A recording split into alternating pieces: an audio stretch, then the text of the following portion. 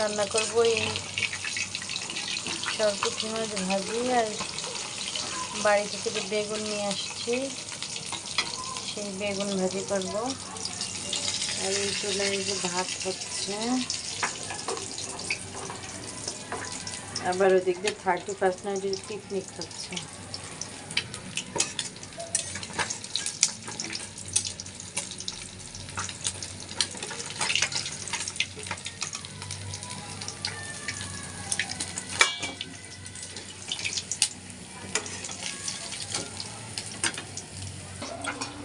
এই যে বেগুনগুলো লবণ হলুদ মাখাইছি, আর হচ্ছে এই যে পেঁয়াজ মরিচ কেটে নিচ্ছি।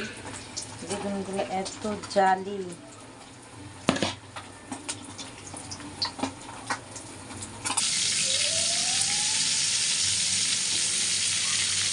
বেগুন ভাজিটা আসলে আমরা সবাই অনেক পছন্দ করি, এই জন্য শুধু বেগুন ভাজি আর এই পুঁটি মাছ ভাজি দিয়ে আজকে রাত্রে খাওয়া দাওয়া হবে। আর ও যে 31 নাইটের জন্য পিকনিক করতেছে বাসা থেকে, আর কি এতটুকুই দেখা যাচ্ছে। আর বাচ্চারা সব দৌড়োদৌড়ি বাজি ফুটাচ্ছে নিচে, আমার ছেলেও নিচে গেছে। আসলে সবাই একসাথে আনন্দ করলে বাসায় আটকায় রাখা সম্ভব হয় না, কিন্তু এই 31 নাইটের এই বাজি আর এই পিকনিক এগুলো পছন্দ না আমাদের। তারপরে নিচে সবাই করলে তখন বাচ্চাদের ঠেকায় রাখা যায় না, ওরাও নিচে চলে গেছে। ওরা বলতে শুধু আমার ছেলে।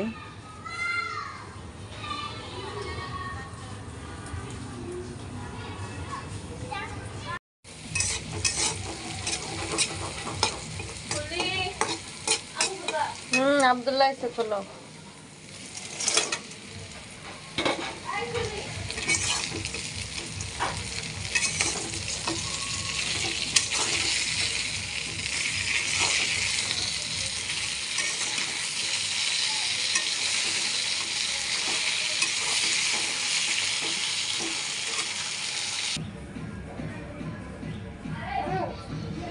একটা মরিচ আনছি।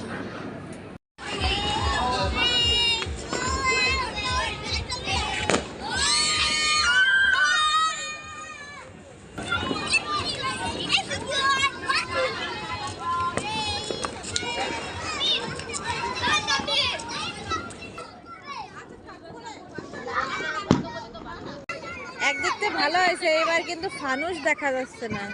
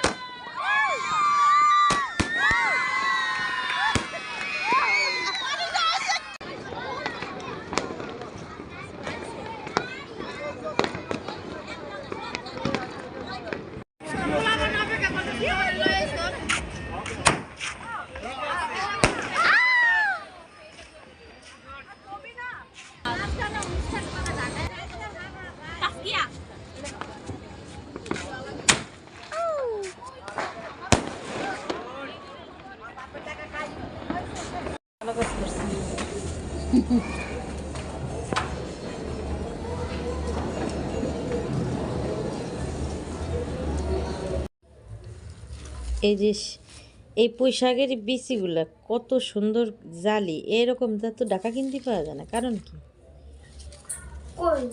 এই যে এইগুলো হচ্ছে খাতে বেশি মজা। তাই আমি অল্প করে শাক বেছে দিয়ে যা।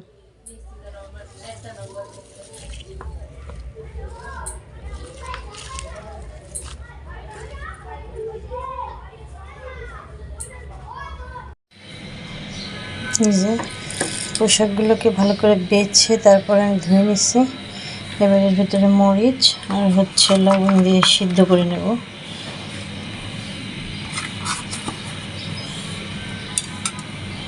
তারপর হচ্ছে টাকি মাছ দিয়ে রান্না করব।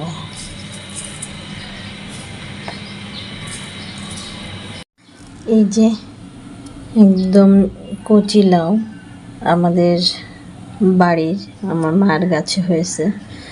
তো এই লাউ দিয়ে আর বাড়ি থেকে কিনে আনা শোল মাছ এটা দিয়ে আজকে রান্না করব।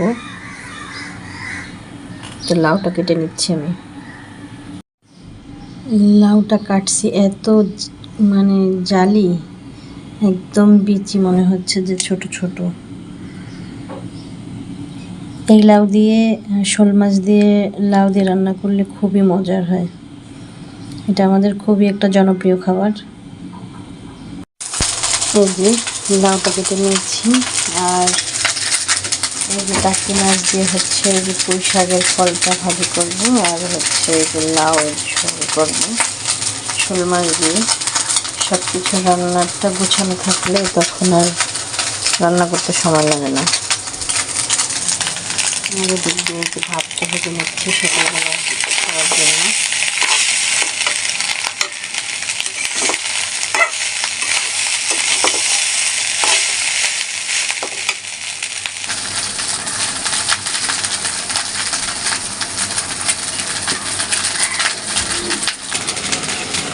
প্রসাদটাও সিদ্ধ হয়ে গেছে।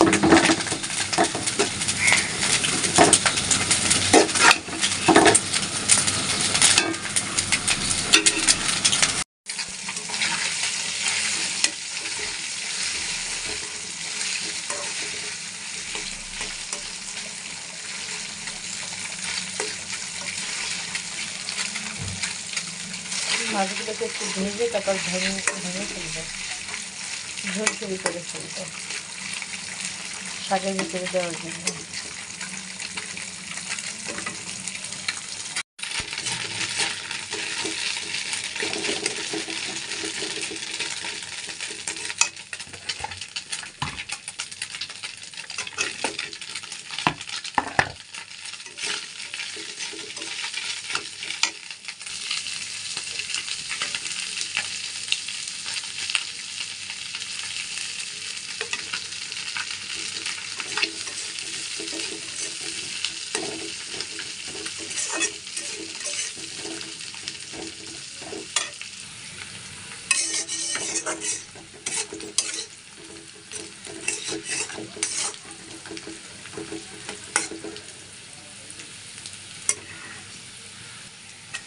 এই যে পেঁয়াজটা আর মাছটা ভাজা হয়ে গেছে।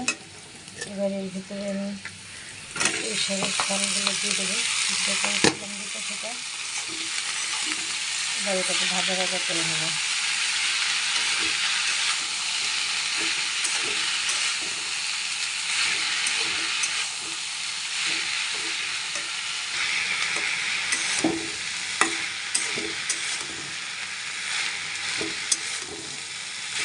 এর গায়ে যে পানি আছে পানিটা সম্পূর্ণ শুকায় নেবো।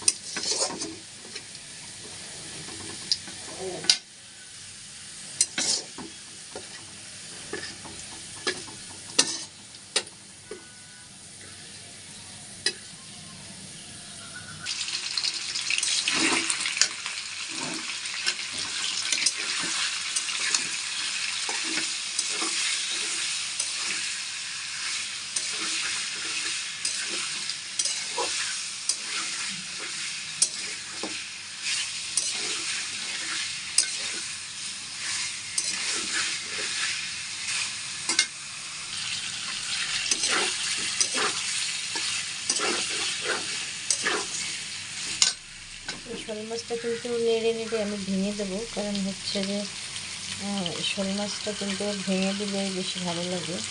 একটু জিরা বাটা দিয়ে দিলাম, একটু রসুন বাটা 1 চামচ, আর হচ্ছে 1/2 চামচ আদা বাটা দিয়ে দিলাম।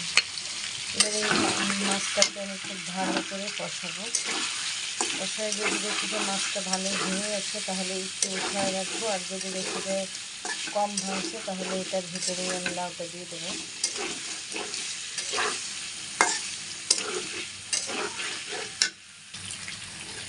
মাছটা কিন্তু মশলা দিয়ে কষানোর সময় বেশ ভালোই ভেঙে গেছে, এই জন্য আমি মাছগুলোকে তুলে রাখবো, তা না হলে লাউটা দিলে একদম পুরোটাই ভেঙে যাবে। শুধু মাথাটা আর লেজটা আমি উঠাবো না, এটা ভাঙার জন্যই রেখে দেবো। মাছগুলো তুলে নিচ্ছি।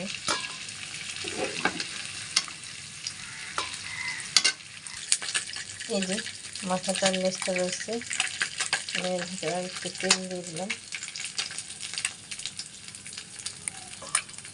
এবার এর ভিতরে লাউগুলো দিয়ে দেবো। আর মাছটাই যে তুলছি এরকম ভেঙেছে। কাঁচামরিচ দিয়ে দিচ্ছি, ঝালটা পছন্দ মতো। আমরা সবসময় একটু ঝালটা কম খাই, এই জন্য একটু কম দিচ্ছি। আর এখানে কিন্তু কোনো শুকনো মরিচ দিই না, আমরা কোনো মাছের ঝোলেই শুকনো মরিচটা ব্যবহার করি না, শুধু কাঁচামরিচ। এবার এটাকে আমি ভালো করে নেড়ে চেড়ে মিশিয়ে দেবো। আর আর ইয়ে হচ্ছে যে এই লাউটার কিন্তু কোনো পানি দেওয়া লাগবে না, আগে হচ্ছে অনেক কচি লাউ, এটা এমনিতেই সিদ্ধ হয়ে যাবে। শুধু এইটা নাড়াচাড়া করে একটু ঢেকে রাখবো, তাহলে লাউটা সিদ্ধ হয়ে গলে যাবে।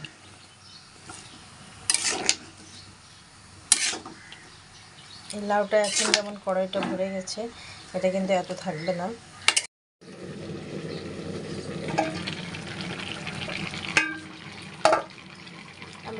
লাউটা কিন্তু সিদ্ধ হওয়ার পরে আমি ঝোলের পানিটা দিছি। এবার এই মাছগুলো এর ভিতরে দিয়ে দিলাম।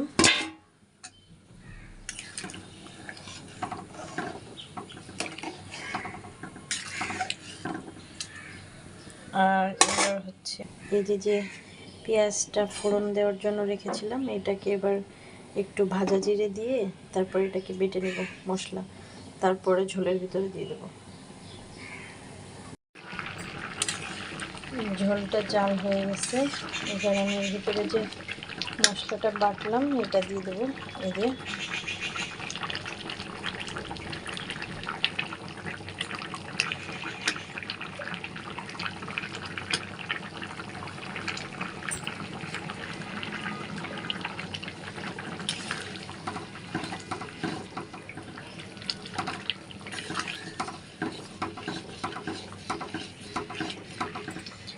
আর মশলার সঙ্গে এই ধনেপাতাগুলো দিয়ে দেবো।